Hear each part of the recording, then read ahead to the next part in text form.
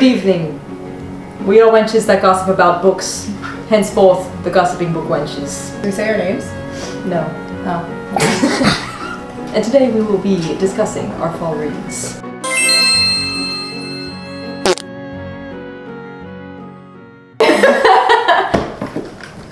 The first book that I read for the spooky season was The Last Time I Lied by Riley Sager. Tell me about it. This book was a thriller. It had really cool summer camp spooky vibes. It followed a girl in 2 different timelines in her life. So when she was younger going to this camp, she was the youngest in her cabin and she befriended the older girls, and one night they sneak off without her and they end up going missing. It flashes forward to her in present time and she has all kinds of trauma from that earlier incident and ends up being invited back to the camp as a counselor, to which she agrees because she wants to kind of unveil what happened to the girls in the cabin with her when she was younger. And so throughout the whole book it's like jumping back and forth between what happened then versus what's going on now. I really liked this book overall. The vibes were great. I definitely had a few little qualms and nitpicks at the end, but as far as like a thriller, I was really happy with the pacing and it was a good ride. I rated it a 3.75, but my ratings really mean nothing. It depends on the mood I'm in. I feel like thrillers are kind of like scary movies where like you're down for the ride, but like you're not gonna say it's like the most critically acclaimed amazing thing ever. So that's why it's slightly lower, but I definitely thoroughly enjoyed it. It was a really quick one and done, which I also like, so that's good for like traveling or vacation, and I definitely recommend it. I've never had a 5-star thriller, but they're always like totally enjoyable. Totally. So I get it. I started off spooky season with Frankenstein, a classic of sorts. I wanted to read this because the movie just came out, and so I wanted to be in the know. I'm really glad I did because I actually really enjoyed this one. There was a few things that I noticed that pop culture got wrong right off the bat, which was that the monster is not named Frankenstein at all. It is actually the doctor who created him, whose name is Victor Frankenstein. I totally did not know that. Yeah, so now you know. I saw a quote that was like, knowledge is knowing that Frankenstein wasn't the monster, but wisdom is knowing that Frankenstein is the monster. Ooh. And it's because the doctor, if you know, you know, is actually kind of a little wench. I also really liked the movie. Yeah, so the book was really good. The movie was very good too. I enjoyed both for what they were, but they were different. There were definitely some creative changes. What kind of creative changes? Like the character Elizabeth.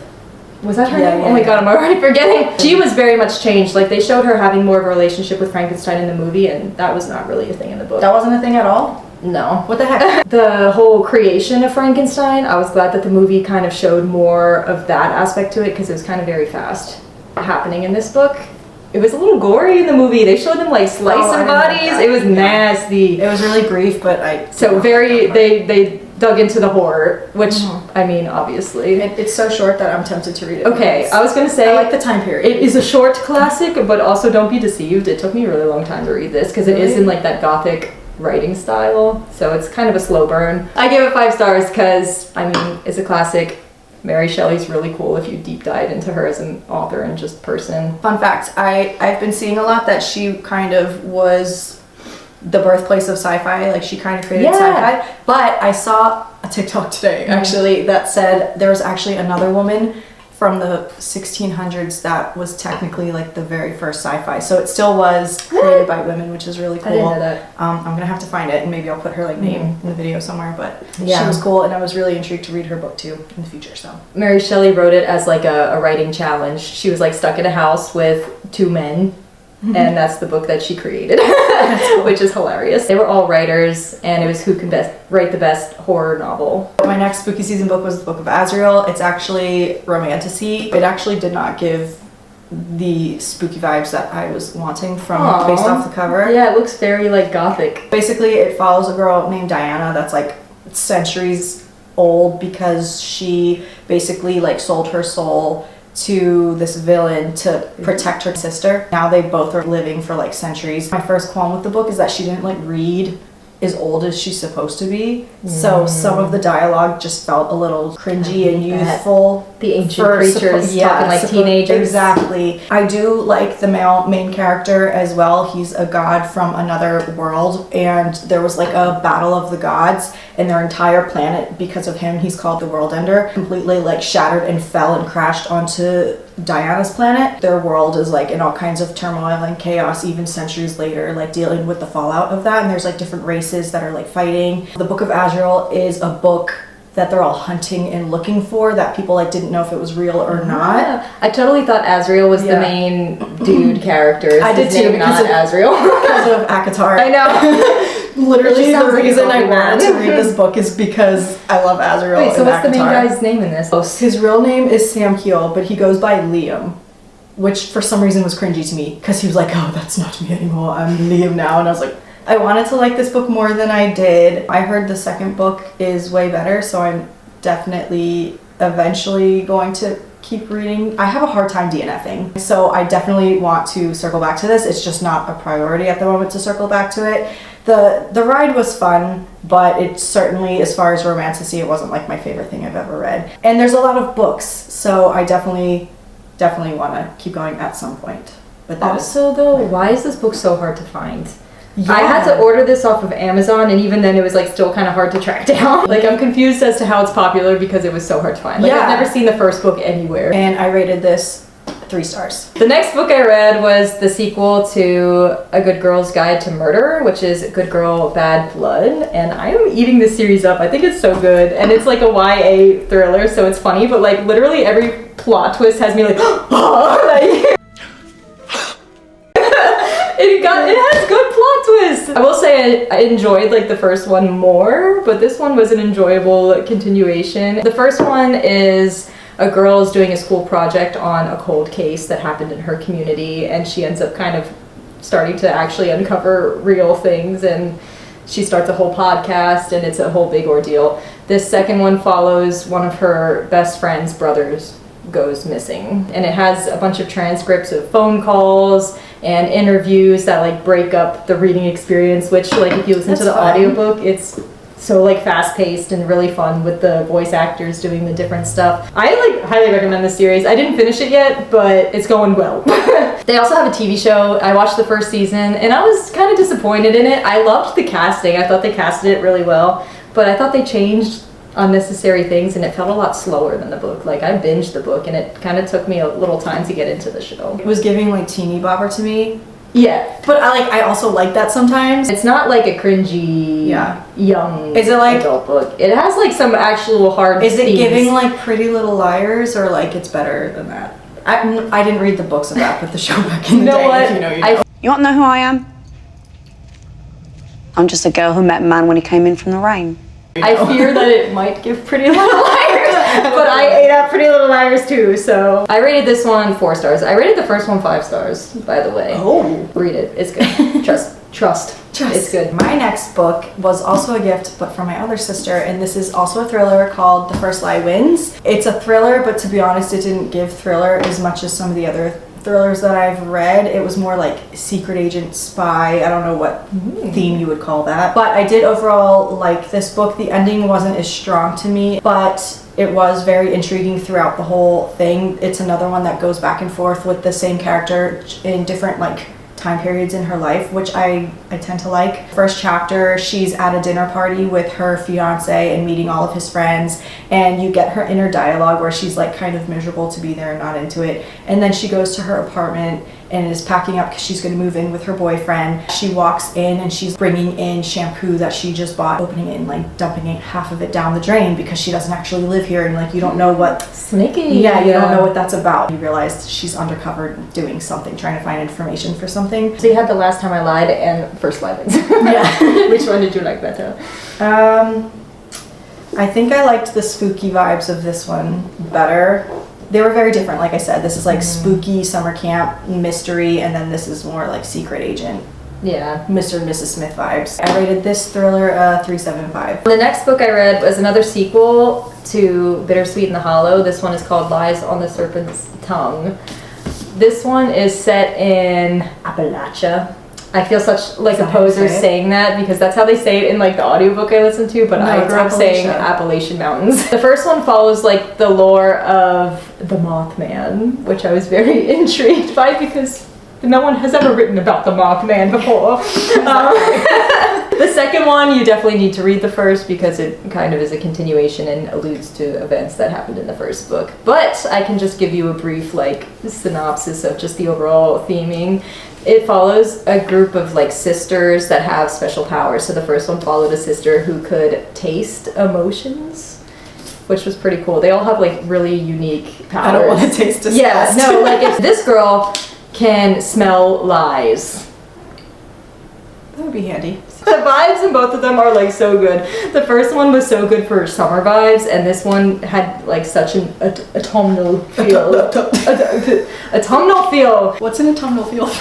It gave fall vibes. I felt the crisp chill in the air. Okay, the I thought you were trying to say moon. like autonomy. No, autumn. The plot in this one, very loosey-goosey. I can't even recall it that well. It's the sister who can smell lies. So she's kind of noticing that there's a flaw in her power because people are forgetting things and losing things. So people are forgetting their memories in the community. So it's kind of trying to figure out what's up with that situation. I'm gonna be honest, this one didn't end up being my favorite. I rated it 3 stars though for the vibes, and the writing is not bad. The writing's good. It was just, yeah, and the covers are beautiful. It's like worth a check out. Like I'm not totally bashing this book. It's just what wasn't my favorite. The next book that I read, it's actually a trilogy, and I did read all of them like right away. It's not spooky season vibes at all. Binged this I series. binged the crap out of A Dawn of Onyx, full romantasy. I was traveling at the time, and I think that's why I just ate it up. It scratched the same itch as ACOTAR, to be honest, for me. And I just thought the banter was so good. Early on in book 1, there's a scene where she's like in the dungeons, and there's a mysterious man in the dungeon in the cell next to her, and I'm like, ooh, love it. Definitely like kicking my feet. I love it! And it follows a girl named Arwen, and her brother was off to war, stumbles back into the house like years later, and is like, I stole stuff, we need to go, we need to run. And so the whole family like packs up and takes off running. They left her mom's medicine back at the house, so she lets them run like to the ship as she runs back to her house to get the medicine. The army's already there looking for the brother, so they take her to the kingdom that's been at war with them. It's about her being a prisoner, but she's also a healer, so they take her out of the cells immediately, and she's healing. Is it young adult? Yeah. I don't want to say the wrong thing.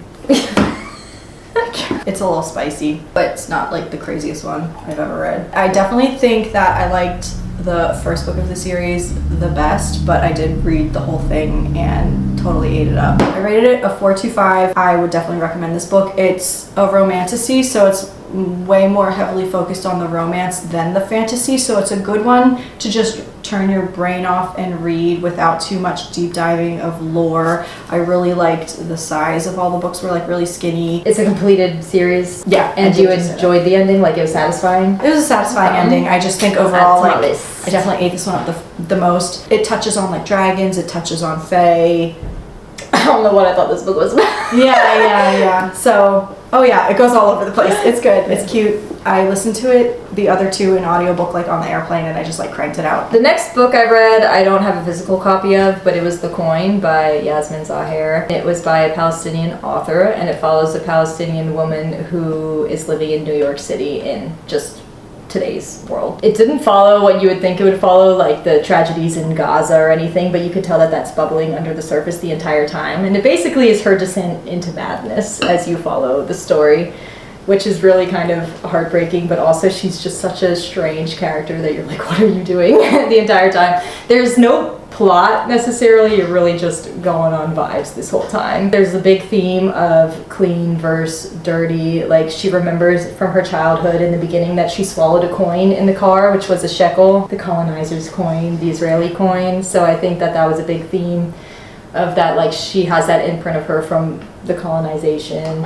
And also just she never felt like she could get clean from that one spot on her back, that she felt like the coin was just stuck there. I deep dived into theories of the coin because the book is called The Coin. And so I said the whole thing about like colonization and the shekel. And I saw an interview with the author and she was like, somebody brought that up to me and that was not even like my intention, but she was like, yeah. She was like, heck yeah. Which I think is funny because I feel like that happens a lot where you just like deep dive into the lore of things and the authors like didn't even plan for all that. Yeah. But that's the beauty of art, you know, once it leaves the author's hands, it's the reader's interpretation. Yeah. I'm very confused by this book. No, I'm very intrigued. And you will because of finish the book description of still it. being confused. It's like a what the hell did I just read kind of book. I think it's worth your time for sure. Not everybody's going to enjoy this book. She, as a character, could be hit or miss. Like, she's kind of very unlikable but likable at the same time. She has a job as a teacher and it's like very like, ooh, she shouldn't be around kids. This girl is mentally unstable. I gave it 4 stars. Another thriller. I love this I know. It's her book. It was her recommendation, so I got to steal it. The Last Word by Taylor Adams. This was by far my favorite thriller that I read. I haven't read that many thrillers, but I really, really, really like this one. It starts with a girl that does house sitting to kind of get away from life, and you can tell pretty quickly that she's like dealing with healing from some kind of trauma, but that's something that like unveils throughout the book.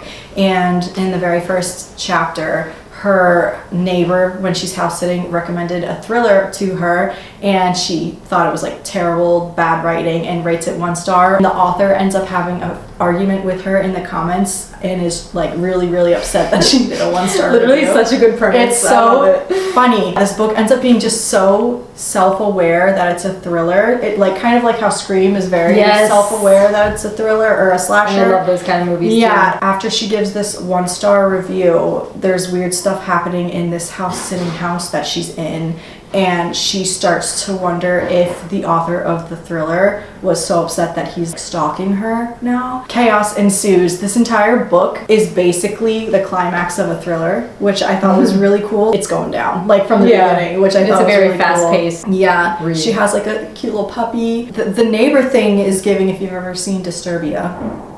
I feel like it kind of is giving that, where there's like people watching out the window type of situation. Yeah. I ate this book up. I really, really, really liked this one. I rated it a 4.25. It was really good. I liked the ending. You know, like the classic thriller slasher tropes where it's like you open the medicine cabinet and when you shut it, there's something in the mirror. They had those like common tropes, but it never landed the way you're used to. On to the next. My next book I read was Slewfoot. This was probably one of my favorite books I've read this season. Tell the class how you've been saying the title of this book. Slewfoot. I can't do it. It's like quirky that. like that. Anyway, this is one of my favorite reads of the season, and it follows a Puritan colony in 1666. 666. I just put that together in my mind, but that's probably relevant. It's a colony in Connecticut, I believe, and it follows a main girl named Abatha who was sent from England to marry this Puritan man. Unfortunate. And, yeah, very, very unfortunate. If I had to guess. In this book, they were very much depicted as cruel and judgmental, and it's all through the word of God, as you know. So there's very, very unlikable people in this. You also have your devil character, who is very much a gray area because he is presented to us as a protector and a healer, and he helps our main protagonist, who is Abatha, with her farm. She comes from her mom practicing like paganism type rituals, and now she's forced to be in this like Puritan culture, and so it's her trying to manage her life that way. But then she becomes widowed very early on, wants to keep her farm and just do her thing, and her brother-in-law won't frickin' let her do her thing. I equated it to the movie Carrie in the sense that like, how much can a person take the constant jabs and jeering until they just blow up? People also equate it to The Witch. I've never seen The Witch. That's a No. good movie. But I think I would eat this classic witch trial vibe. So if you're into that, highly recommend. I want to put it in mine. Yeah. Also, the cool thing about this author is that he does all of the artwork for the book. Brom. Is that what he I goes might by? have to go. Like yeah, Madonna. just one name, Brom, and that's how you know he's cool. There's Abatha. The one weak point to this book, I will say, is the nature kids. They had children which were like nature spirits, and one was a fish boy and one was a possum boy. Stop calling me Squirrel Boy! And they were extremely creepy, but the reason I say they were the weakest point was that, this is Samson, the hottie hot devil man, which he's not really supposed to be hottie hot. It's not a romance at all, but, you know, I'm just Just read the book, you'll see what I mean. What was I saying? The devil children, the nature spirits, they didn't have any lore. Like, for what and for why did they have baby faces on nature creatures? It made me uncomfortable. But overall, loved this book. I will say look at trigger warnings because they had some torture scenes, which weren't the worst, but they did make me a little squirmy. Justice for Sarah Carter. If you know, you know. I gave it 4.25, 4.5 stars, around that range. To round out my spooky season, they're not spooky at all, but I've been on my Brandon Sanderson journey. I read Mistborn a while back. You can go look at the videos, we have them, my whole reactions to that. I did the Brandon Sanderson reading order, so next he said to do Warbreaker, which is what I did. And I loved that book so much until the very, very end, and it just did not end well. Not that it didn't end well, it just felt unfinished. It felt unfinished. It was on course to be like a 5-star book for me, and then just the way it ended, I was like, I can't. They messed it up. So I think it ended up being a 4.25, like I feel like everything else that we've rated today. His magic systems are so cool and unique. This one, they could give and receive breaths, but you can't like forcibly take it, it has to be given. And they can then breathe into inanimate objects and make them come to life and do bidding for them. The more breaths that you collect over the years, like the stronger and more powerful you become, and that's how the god system worked. The ending just felt like it abruptly stopped instead of wrapping things up, and I felt like there was open-ended things that we just never got answers to, and that's what was frustrating to me. I heard that Brandon Sanderson was planning on continuing it as a series, but that was when I feel like that was like a decade ago, and to go. There's still no talks about it actually happening. Like I don't know if he's even written anything, so I have to just grade it as a standalone, and so that's why my rating went down on that. I'm really quickly falling in love with this author, and currently I'm reading the Stormlight Archives, the first book, Way of Kings, but Look how far I'm she almost done, but she's so close to the Sanderland. yeah, I didn't get to the Sanderland. She's almost to the goods. But I'm eating this one up, I think, faster than Mistborn for sure. This is what I'm currently on. I can't really say much yet, but I'm definitely eating it up.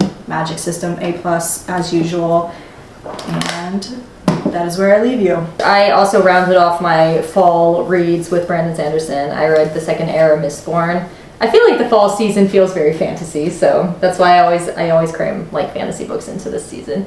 I read the whole of Era 2, but I'm representing it with the Lost Metal. I didn't quite enjoy it as much as Era 1, but I will say that it was a lot more lighthearted and fun, and the characters were very lovable. They had references to Era 1, which just made me so happy, and highly worth the read if you are into the Cosmere universe. This last book, the last 2 books in this, very much are heavy-handed in Cosmere references, so they connect a lot to Stormlight and Era 1 Mistborn and all of his other books. I'm curious if I'm going to have the same opinion as you, because she definitely liked I liked Era 1 Mistborn a lot more than she did. Than I did. There was just a lot of like slow moments throughout each book of the series that I would get frustrated with. The whole series ended amazing, but yeah, so I'm curious. These books, or this entire Era 2 series, is equated to like Indiana Jones style. Oh, that's fun. Books, which like is that very a lot. fun, and I feel like you might actually enjoy it a lot. I like that. And they have some of my favorite characters in all of the Brandon Sanderson books I've read. Like, I love Wayne, I love Steris. So, The Lost Metal was actually my least favorite of Era 2, which is it's the finale. Oh. Which is not to say, like, it was a good ending, but I found the ending to be actually very predictable, which I thought was very unlike him. Yeah, unlike Brandon Sanderson. I'm usually like flabbergasted at the ending Sanderlanche stuff, and I would say as far as Sanderlanches go, it wasn't top tier, which is why I had it ranked last. But still, very good read. There you have it. That's all our fall reads we read for the season. We read a lot. I'm proud of us. There should technically be a few more. Familia! You want to top me off real quick on my line? Top us off. Thank you. Thank you for watching. Like and subscribe. We are fresh book wenches, so be kind to us. We are new to this, please. Handle it, please. Alright, that's it. Bye. Bye. Bye. What the heck? Bye. Hey. Today we will. I did this. It's okay. Cut. Thank you. First up. Or was that a good intro?